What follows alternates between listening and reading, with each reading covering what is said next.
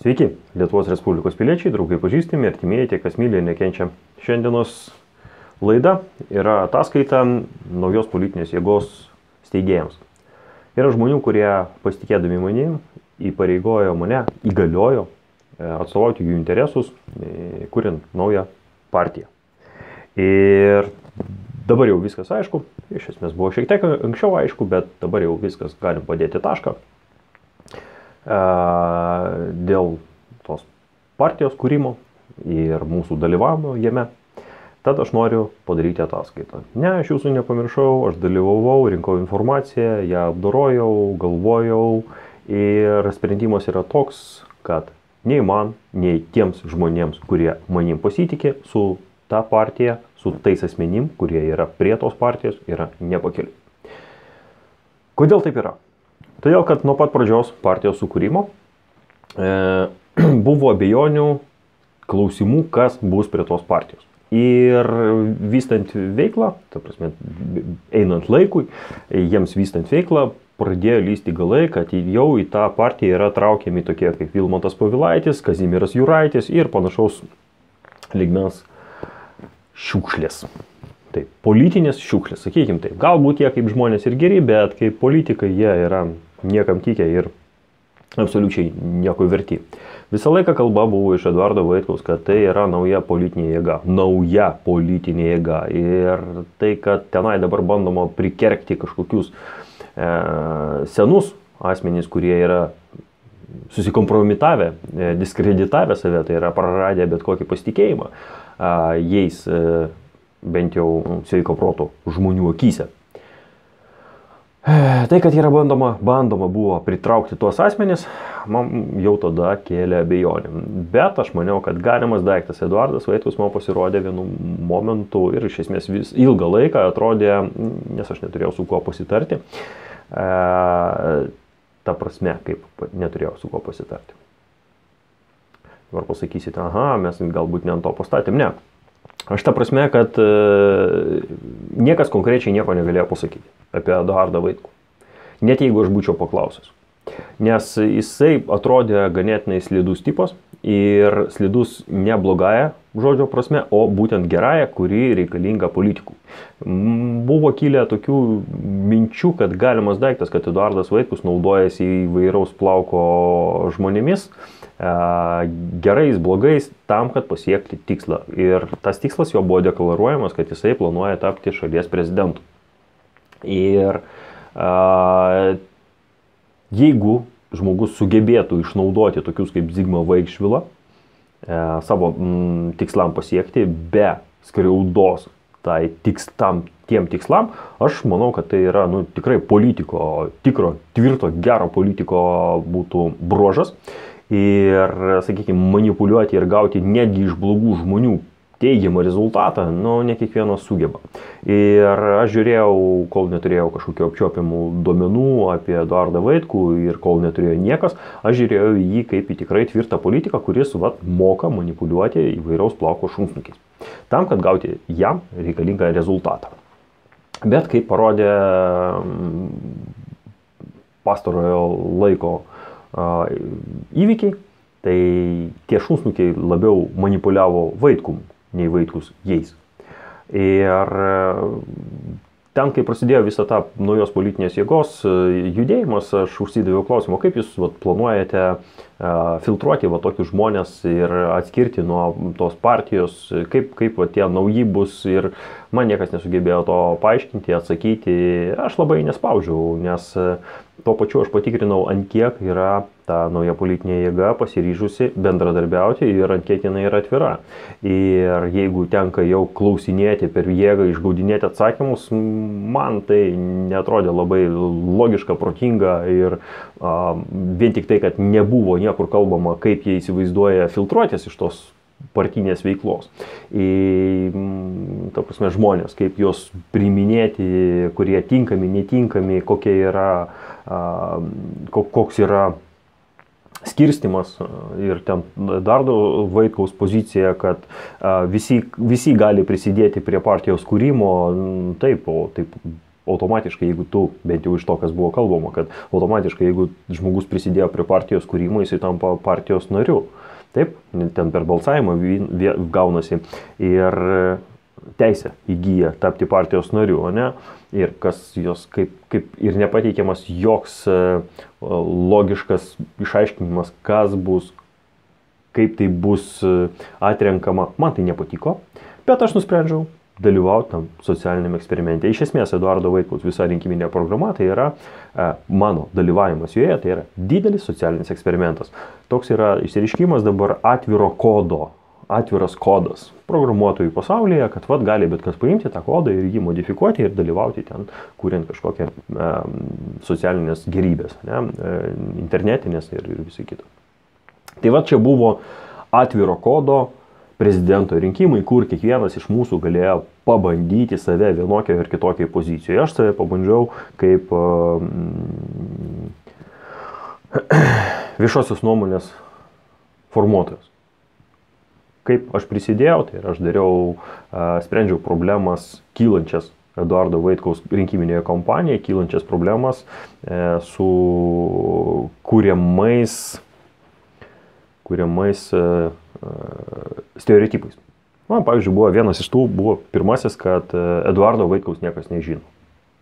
Ir man pavyko padaryti keletą paveiksliukų, remiantis rinkimų komisijos pateiktais duomenimis apie paramą.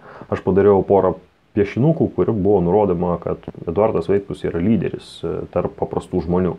Ir tai greitai užčiaupė tuos, kurie kalbėjo, kad Eduardo Vaitkaus niekas nežino. Išaiškėjo, kad visgi Eduardą Vaitkų žino nemažai žmonių. Buvo žmonių, kurie, jisai sakė, kad Eduardas Vaitkus per senas. Aš padariau kitą vaizdinės medžiagos tokį sąranką, kur buvo Bidenas ir buvo Vaitkus. Dar vieną, man atrodo, buvo padaręs variantą, kur buvo daugiau ten tų kandidatų, tiksliau prezidentų. Ir pateikiau šitų mūsų kandidato, Eduardo Vaitkaus, amžių ir pateikiau Bideno amžių ir ten, mūsiškis atrodo kaip vaikas. Eduardas Vaitkus. Kad, ta prasme, gerokai 20 metų jaunesnis gaunasi. O sako, kad jisai per senas. Žodžiu, ir tokiom priemonėm vis nuslopindavau tos klijuojamas etiketės, kurios šokdavo ir jos nebelimpa. Tiesiog visuomenė nebepriema tokių nesąmonių, nes jos neveikia. Tai yra netiesa. Tai be to, aš užsidaviau daug tikslų to eksperimento socialinio ir aš juos įvykdžiau. Aš norėjau pabandyti, pasižiūrėti, kiek žmonių, pavyzdžiui, ar yra žmonių, kurie pasitikė manim. Pasirodo, yra, tie žmonės, kurie įgalioja mane atstovauti juos naujos partijos kūrime. Nes be jų paramos aš nebūčiau galėjęs atsirasti tarp steigėjų ir negalėčiau susisiekti, ta prasme, nebūtų pagrindo man susisiekti su Mažvydu Misiūnu, vienu iš tų, kuris buvo atsakingas tuo metu už tą veiklą. Ir greičiausiai jis nebūtų leidęsis su manim į kalbas apie tai, apie tą partinę veiklą. Sakykime taip, iš vienos pusės gali kažkas pasakyti, sukčiavo, iš kitos taip, galima taip sakyti, kad aš sukčiau. Bet iš tiesų, jeigu tai būtų tikrai geras projektas, jeigu ten būtų verta dalyvauti, aš būčiau dalyvavęs ir atstovavęs žmonės, kurie mane įgaliojo. Bet pabandžius, pačiupinėjus, pajudinus tą struktūrą iš vienos iš kitos pusės, pasižiūrėjus, kokie žmonės bando prieiti prie tos struktūros arba jau yra dalis tos struktūros, aš susivokiau, kad tai yra man ir kitiem darbštiem, atsakingiam ir protingiam žmonėm, toj struktūrui vietos nėra. Pirmas reikalas, mūsų ten niekas nelaukia. Antras reikalas, ten mum nėra ką veikti su tais šunsukiais, kurie ten susirinks. Tai, kas dabar nutiko, ganėtinai logiškai ir puikiai suprantama, kodėl dabar jie planuoja, yra kalbų, kad planuojama apsijungti su ten jau seniai mirusią Vyčio ir Kastyčio partiją. Sėkmės. Galiu pasakyti jiems sėkmės. Mesgi, darbštus, atsakingi ir protingi žmonės, dabar apmąstysime, įvertinsime praėjusią socialinio to eksperimento įvertinsim visus rezultatus, juos apibendrinsim ir padarysim išvadas, ką mes toliau galime su tuo daryti, ką mes pamatėm, kokia yra situacija mūsų šalyje. Aš kol kas nekalbu apie partijos kažkokios kūrimą, apie kažkokios politinės jėgos kūrimą. Aš kalbu apie tai, ką mes iš esmės kaip paprasti žmonės galim padaryti, kad mūsų šalyje būtų geriau. Iš esmės, į rinkimus aš visą laiką žiūrėdavau, kad nėra ko ten eiti, jeigu nėra tavo kandidato. Kalbant apie Ardo Vaitkaus rinkiminę kompaniją. Ir šį sykį aš nusprendžiau sudalyvauti dėl to, kad jisai buvo geriausias iš to, kas buvo mūsų šalyje iki šiol. Geriausias tai nereiškia, kad jisai yra geras. Jisai tiesiog yra geresnis už kitus. Jis yra geresnis. Jis ne pats puikiausias, ne idealiausias kandidatas. Jis tiesiog yra geresnis nei tie, kurie buvo prieš tai. Ir dėl to aš skatinau žmonės eiti balsuoti. Nueiti į balsavimo vietas, atiduoti savo balsą, parodyti, kad mes, kaip ir buvo kalbama, Eduardas Vaitkus teigia Vaidui, Vaidas transliavo tai, kad mes susiskaičiuosim, kiek yra darbščių, atsakingų ir protingų žmonių mūsų šalyje.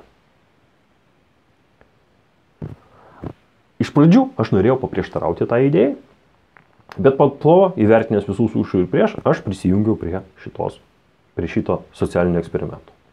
Kodėl aš norėjau paprieštarauti? Nes iš tiesų man nuojauta kuždėjo, kad nėra viskas taip gerai, kaip Eduardas Vaitkus mums pasakoja.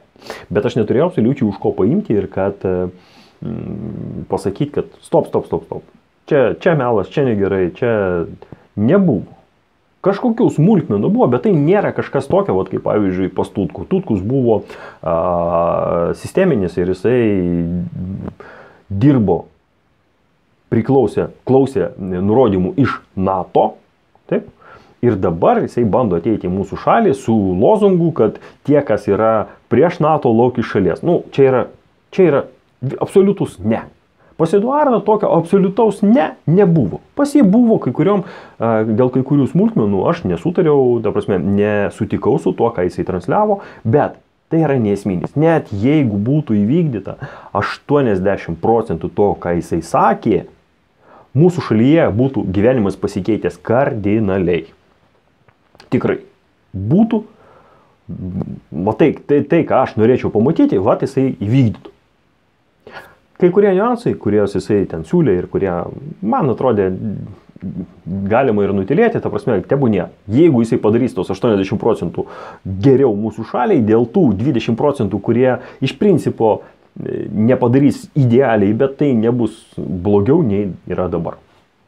Tai aš nusprendžiau, kad iš esmės kandidatas jisai geriausias iš tų, kas yra buvę pas mus ir galimai verta būtų apie jį pagalvoti rinkimuose.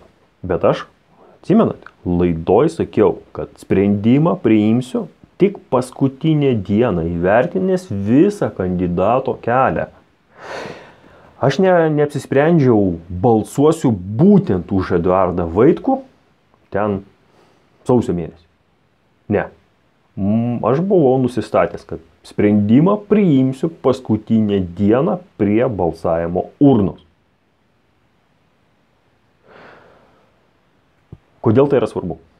Nes kaip parodė dabartinė patirtis, kandidatas ilgą laiką slėpė tai, koks jis iš tiesų yra. Jis slėpė, kad jis yra vaidmainis, kad jisai gali parsiduoti bet kam, pasakyti, ką tik nori, kad tik tais dasirautų iki lovio. Suprantat, jisai transliavo visą laiką tai, kad jis yra tvirtas savo vidum, kad jisai nekeis savo nuomonės, kad jisai turi tą nuomonę. O paskutiniam etape varžybų jis paėmė ir pakeitė ją. Jis pradėjo elgtis taip, kaip niekas iš jo to nesitikėjo. Todėl už jį balsuoti iš esmės daug kas atkrito. Tikrai, aš manau, kad nemažai žmonių atkrito. Balsavimo dieną nusprendė, kad ne, aš tam cirke nedalyvausiu.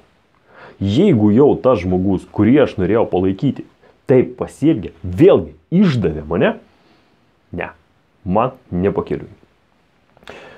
Aš turiu pasakyti taip atvirai, kad aš nedingau po rinkimų, tiesiog aš bandžiau apibendrinti informaciją, pasižiūrėti, dar kokios naujienos išlys, kas ant ko pradės pilti purvą ir kaip elgsis tas pats kandidatas mūsų, kaip elgsis nauja politinė jėga, ką sakys aplinkiniai, kaip vystysis tas informaciniam lauke, kokia vystysis potekste šitų rinkimų. Ir aš šiek tiek tiesiog rinkau informaciją. Kai aš jau ją nusprendžiau apibendrinti, čia maždaug prieš 3-4 dienas, aš susivokiau, kad informacijos kiekis yra milžiniškas ir niekaip negalėjau sugalvoti, kaip jį struktūrizuoti ir tinkamai sudėlioti, kad galėčiau pateikti gerą ataskaitą savo žiūrovų. Nes pateikti tą informacijos kiekį, kuris yra surinktas per 9 mėnesius ir sutalpinti 45 minučių laidą, yra mano manimu nerealu. O ten 4 valandų laidos turbūt, kad niekas nežiūrės. Tai bus tiesiog mano laiko švaistymas. Padaryti 10 laidų po 45 minutės variantas, bet vėlgi klausimas, kiek jų bus pažiūrėta. Iš savo patirties žinau, iš tų, ką aš dariau laidų keliom dalim, antros dalies labai retai kas žiūri. Žiūri, bet gerokai mažesnis žmonių kiekis. Todėl šiandien bandžiau gal kokius 50 kartų įrašyti šitą laidą. Tikrai, jau dabar yra po 9, aš pradėjau apie 1, tai buvau padaręs pertrauką, bet nesigauna. Nepavyksta susiklijuoti tinkamos laidos. Ir šios dienos metu, be vienų momentų, aš susivokiau, kad nesigaus. Gerai padaryti nesigaus. Todėl susisiekiau su Vaidu Žemaičiu Lekstučiu ir mes apsitarėm, kaip galima būtų. Aš pateikiau siūlymą ir paaiškėjo, kad jis jau irgi norėjo man pateikti siūlymą susitikti ir padaryti laidą 3. Tai yra Vygantas Kelertas, Vaidas Žemaitis Lekstutis ir aš.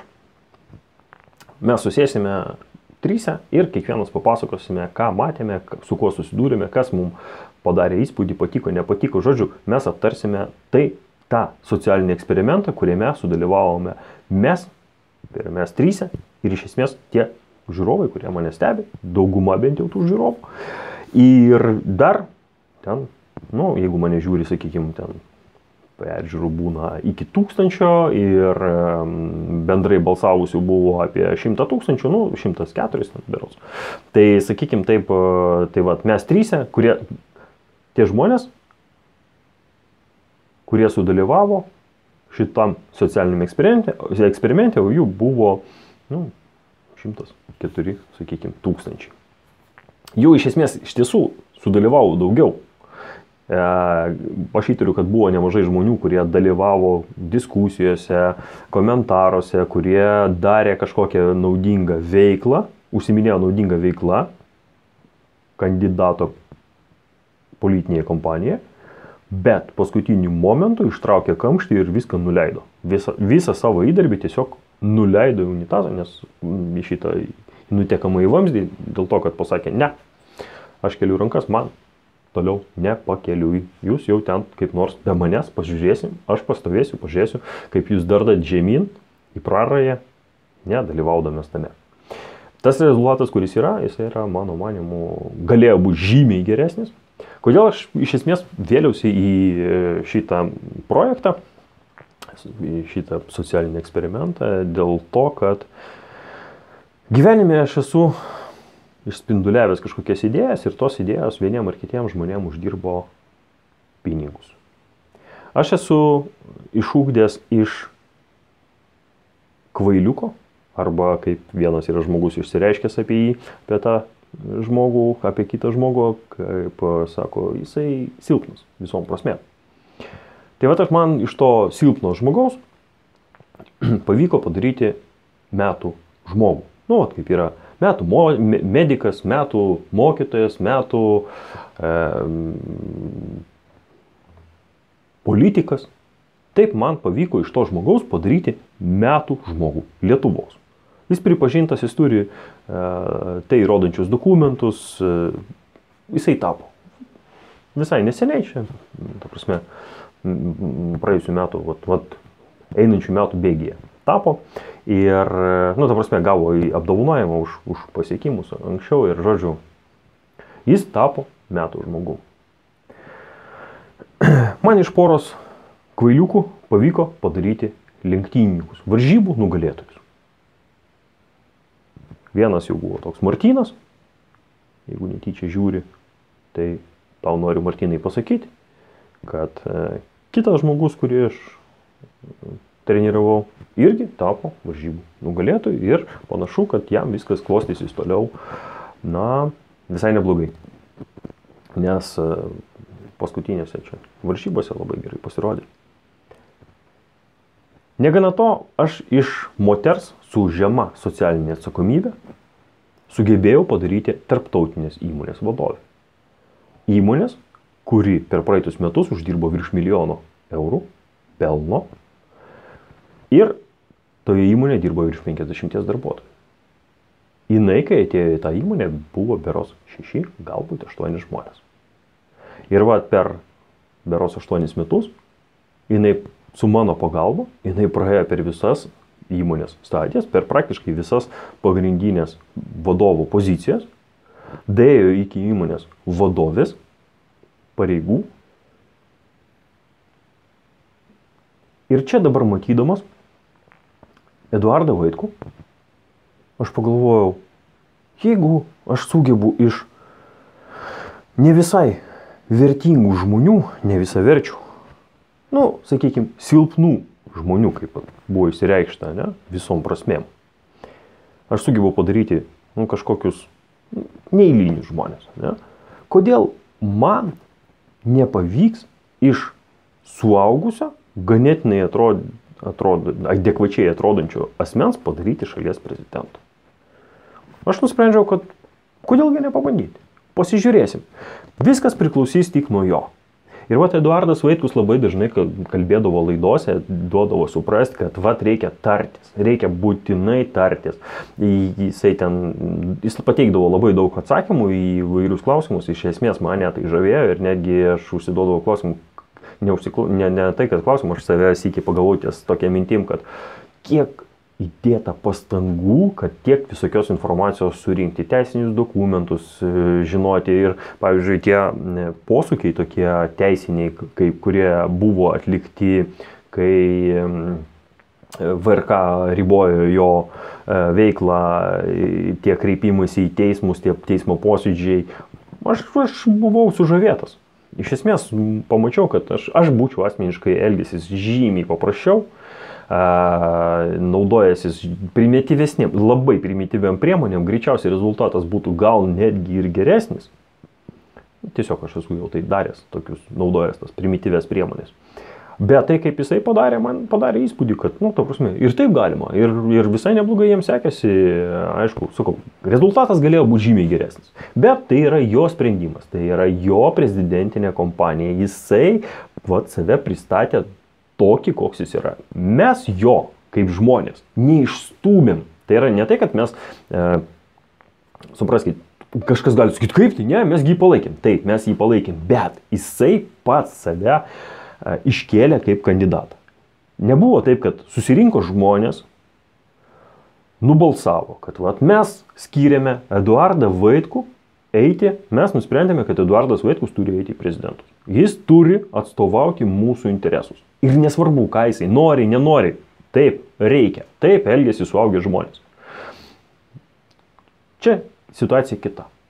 Mes buvome visi to proceso keleiviai. Eduardas Vaitkus išsakė norą dalyvauti prezidento rinkimuose, jis save iškėlė kaip kandidatą. Ir mes, tie, kas norėjo, pavyzdžiui, aš, Vygantas, Vaidas ir daugybė kitų žmonių, pasižiūrėję į Vaitkų, nusprendėme, kad o kodėl mums su juo nepavažiuoti iki rinkimų pabaigos, pažiūrėti, prie ko tai prives. Bent jau mano asmeninė pozicija buvo tokia. Man buvo įdomu sudalyvauti rinkimuose. Aš mėgėjęs avantūrų, įvairaus plauko. Aš esu iš Švedijos parvaręs povandeninį laivą. Nu, jeigu laivas skęsta, aš skaitau, kad jisai povandeninis. Tai esu prisidėjęs prie to, kad padėjau Švedijoje prikelti 7 metus sausumoje stovėjusi laivą. Mes sulipome į tą povandeninį laivą ir grįžome į Lietuvą per 3 paras. Nuotykis buvo nuotykis. Ar aš norėčiau jį pakartoti? Tikrai ne, nes man absoliučiai nepatiko su ta jūra, bet aš, sakykim taip, avantiūristas. Gerąją tą prasme. Aš veliuosi į avantūras tokias, kurios duoda kažkokią augimo, asmeninio augimo naudą. Leidžia žmogui tobulėti. Tai man buvo įdomu sudalyvauti šituose rinkimuose, nes per didelių investicijų aš praradau pinigų, praradau pajamų, ne pinigų, pajamų praradau. Netgi ir pinigų, iš esmės aš išleidau 50 eurų pervedžiau Eduardui Vaitkui, tai savo asmeninių pinigų jo tai politiniai kompanijai. Tai aš praradau. Kai kurie, aišku, prarado daugiau. Ir iš esmės su nedidelėm išlaidom aš man buvo suteikta galimybė sudalyvauti prezidento rinkimuose. Ne kaip kandidatui, o kaip palaikymo grupės nariui. Nes, matot, jūs pabandykit, kaip jūs įsivaizduojate, jums būtų leidę, ar labai jums būtų leidę dalyvauti, nors būtų leidę iš esmės ten koks Vėgėlė, nors, pavyzdžiui, su mano ideologija ir su mano mintimis, nuo manęs greitai būtų atsiriboję. Ne? Tai aš pasižiūrėjau, Eduardas Vaitkus mojavo vėliavą ir sakė, ateikit, padėkit, kas nori, palaikyti mane. Tebūnie. Kodėl nepaeksperimentuoti, kodėl nepabandyti. Ir mes pabandėm, aš pabandžiau ir yra žmonių, kurie pabandė. Tai ačiū tiem, kas išreiškė pasitikėjimą manim. Šis bandymas, tikiuosi, nebuvo paskutinis. Aptarimai to socialinio eksperimento, aš manau, vyks dar ilgai. Vyks tarp šitų visuomenininkų, vyks tarp pozicininkų, pseudo opozicininkų. Žodžiu, kiekvienas iš mūsų, kuris dalyvavo šitoje istorijoje, turi ką išmokti ir ką paimti iš to. Aš labai esu visiems dėkingas, kurie sudalyvavo, kurie padėjo Eduardui Vaitkui surinkti parašus. Jūs esate tikrai verti pagarbos dėl to, kad taip, tai nekeičia fakto, kad Eduardas Vaitkus, sakykime taip, yra šunsnukis. Taip, kad jisai manipuliavo, melavo, apgaudinėjo Lietuvos Respublikos piliečius. Bet, ką reikia atkreipti dėmesį? Kad darbštus, protingi ir atsakingi žmonės, matydami galimybę pakeisti savo šalį, ėmėsi veiksmų. Jie nebuvo abejingi. Jie įžvelgė tame žmoguje galimybę gyventi geriau. Dėl to jie pakėlė savo užpakalius ir padarė kiekvienas kiek kas galėjo. Man tai labai patiko.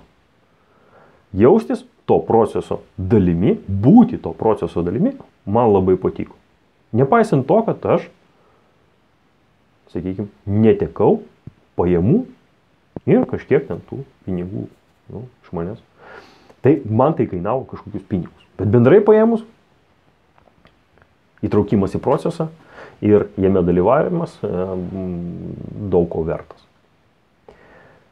Taigi, apibendrinus viską, bus, manau, kad priimti sprendimai, kur mes toliau judėsim, kaip tauta, kaip šalies gyventojai ir ką mes toliau darysim, kaip mes, dabar reikia pirmoje eilėje įvertinti rezultatus, nes čia aš dabar šiek tiek esu susidomėjęs apie atominę energetiką, apie atominius reaktorius, apie,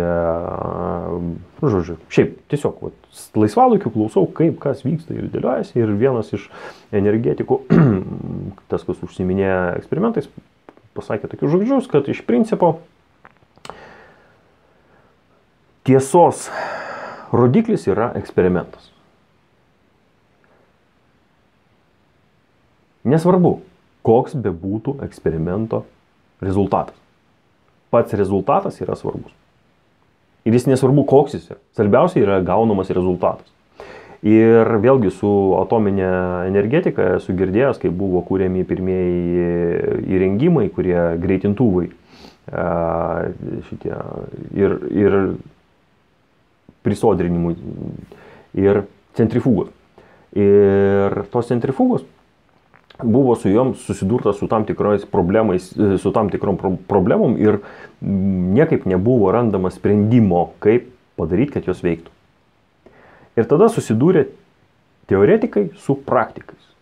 Teoretikai atėjo pas praktikus ir sako, žiūrėkit, mes susidurėm su bėda, kad mes negalim padaryti, kad nerandam būdų, nerandam matematinio modelio padaryti, kad tą centrifugą mes nerandam skaičių, kaip padaryti taip, kad jinai veiktų bent ant popieriaus. Sako, iš principo mes galim padaryti, jau kalbėjo praktikai, kad mes galim pabandyti bandymų būdu, eksperimentų būdu padaryti, kad jinai pradėtų veikti. Bet sako, aš nežinau, kaip ten pagrindimas, tas matematinis, kaip čia išskaičiuoti.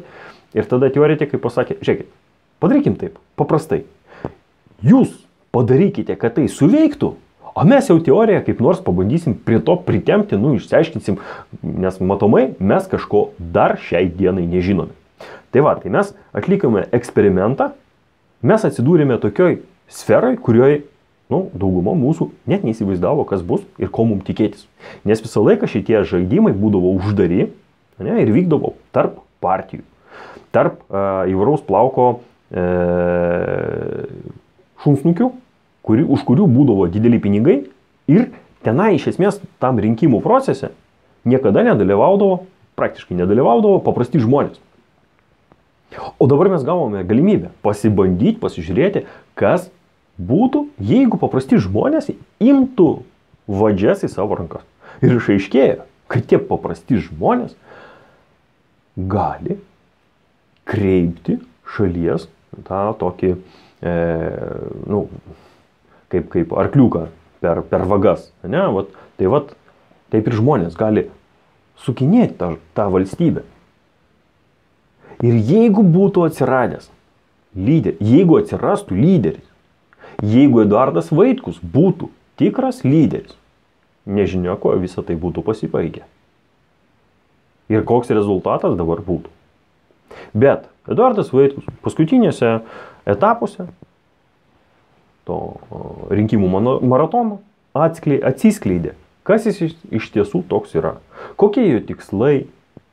Jisai konkrečiai nepasakė, bet tai, kaip jisai elgėsi debatuose, kas už jo stovėjo, kaip jisai kalbėjo, kad kas turėtų būti už jo, kokie žmonės ten.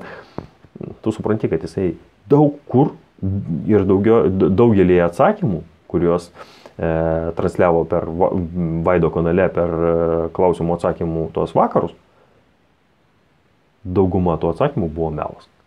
Jis tiesiog manipuliavo tam, kad susikurti politinį kapitalą.